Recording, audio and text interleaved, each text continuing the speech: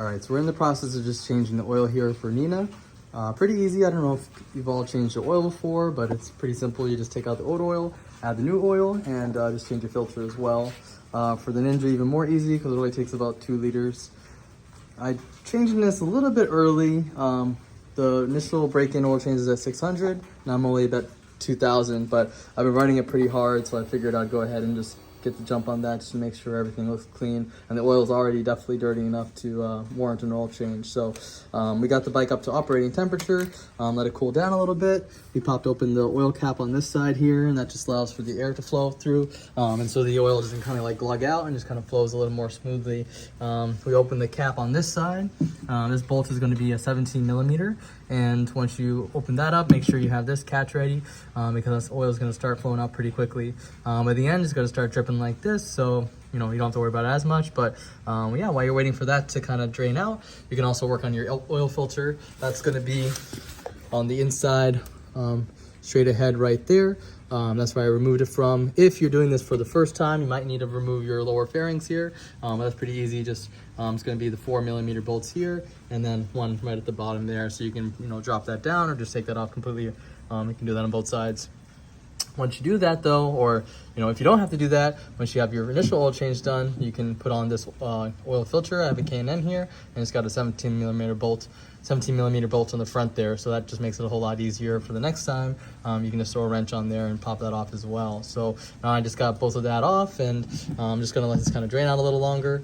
Once you let it drain out on the stand here, I actually turn it over and put on the kickstand, and that just allows a little more of that oil to drain out, so you're trying to get as much as you can out of there.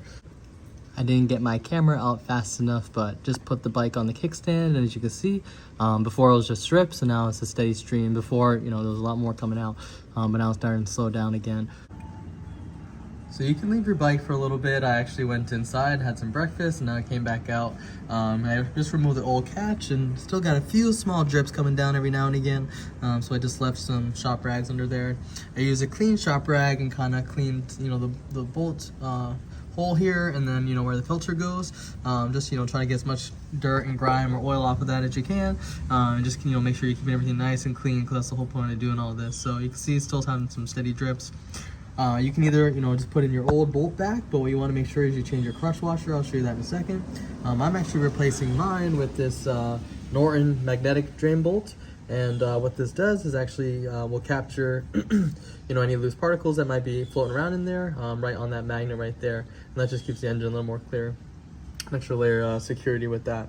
With your oil filter, you should get a new crush washer. This one actually came with the drain bolt, so I'm going to toss it on there. Very important, this crushes down, so you have a nice tight seal for that bolt.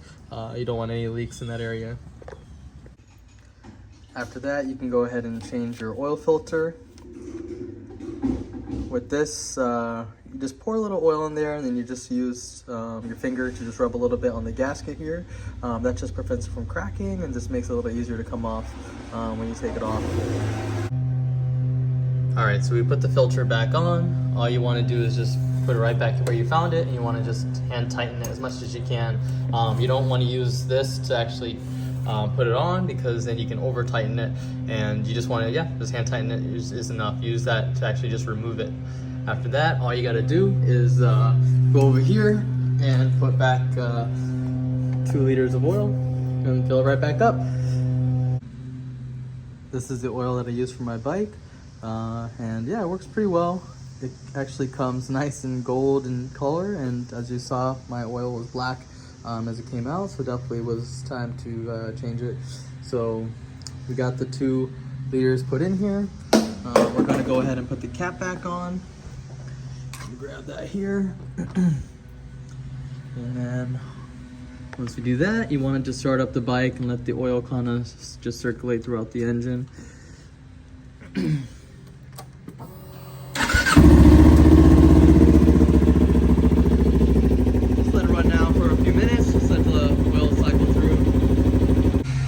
You don't have to let it run for too long, but after you do that, you just want to look down here at your sight glass on the right side of the bike. You want to straighten out your bike all the way, make sure it's level. So that part is really important, because you can see if you're not level, that really changes the sight glass. But yeah, you basically want to look at those 2 tick marks there on the side, and you want to make sure that the bike, when it's level, is in between that mark. As you can see, mine is not bad, but it's a little bit on the low side, so we'll put in a little more oil here.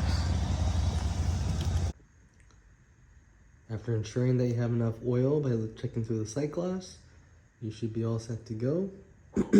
And that's how you complete your oil change on a Kawasaki Ninja 400. Pretty easy.